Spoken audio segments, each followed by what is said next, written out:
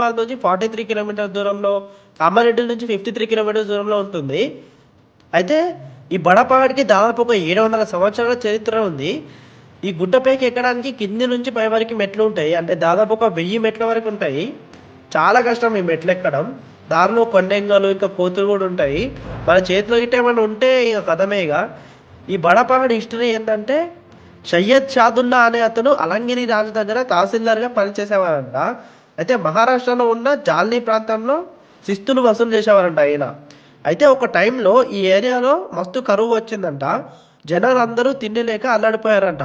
అయితే ఆ జనాలని ఆ పరిస్థితుల్లో చూసి వసూలు చేసిన శిస్తు మొత్తం జనాలకి పంచిపెట్టారంట ఈ షాదుల్లా గారు. కానీ శిస్తు కట్టకపోతే రాజు ఊరుకోడు గదా! ఇంగ పైసలు పంపియ్యాలని కబురు పెట్టిండంట. అయితే ఆ పైసలు ఇవ్వలేక ఉద్యోగం వదిలేసి, ఉన్న ప్లేస్‌ని వదిలేసి, తన దగ్గర ఉన్న గుర్రం, కుక్క, పిల్లి, మున్షీలతో కలిసి లక్ష్మీపుర అడవి ప్రాంతానికి వచ్చేసాడంట ఆయన.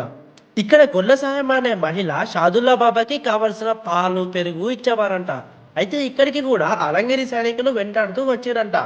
గొల్ల సాయమ్మతో ఈ విషయం తెలుసుకున్న షాదుల్లా పెద్దగుట్టకి వెళ్ళిపోయారంట.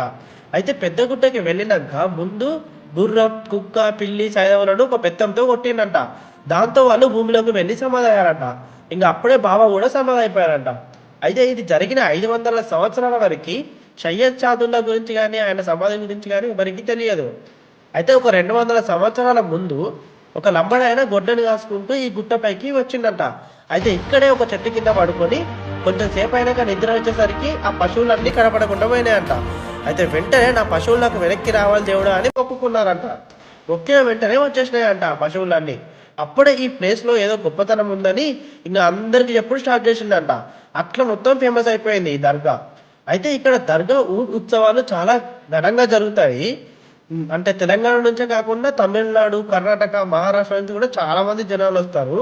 మెయిన్‌గా దర్గా కాబట్టి ఓన్లీ ముస్లిమ్సే వస్తారనుకుంటారు చాలా మంది. బట్ ఇక్కడికి ఎక్కువగా వచ్చేది హిందువులే. అయితే ఆడవాళ్ళని మాత్రం ఈ దర్గా లోపలికి రానివ్వట్లేదు. ఓన్లీ అబ్బాయిలనే అలౌ చేస్తున్నారు. ఆడవాళ్ళు బయట నుంచే ప్రేయర్ చేసుకుంటున్నారు ఇగ. ఇక్కడ ప్రత్యేకత ఏంటంటే ఎక్కడ చెల్లని చిల్లర నాణాలు ఇక్కడ కుప్పలుగా పోసి అమ్ముతున్నారు. ఇవి ఇక్కడ చెల్లుతాయి కూడా. ఈ చిల్లర అమ్మే వాళ్ళ దగ్గర 25 పైసా, 50 పైసా కాయిన్స్‌ని తీసుకొని ఇక్కడ ఉన్న బెగ్గర్స్‌కి వేస్తున్నారు. వాళ్ళు మళ్ళీ వీళ్ళకి ఇచ్చి డబ్బు తీసుకుంటున్నారు. ఇట్లా రొటేషన్ చేసుకుంటున్నారు మనీ. ఈ గుట్ట కింద గుడిసెలు, కొన్ని షెడ్స్ కూడా ఉన్నాయి. ఇవన్నీ ఇక్కడ మొక్కులు ఉన్న వాళ్ళు వచ్చి ఉండడానికి. నాకు ఇక్కడ ఎక్కువగా నచ్చిందంటే ఈ లొకేషన్. Evening sun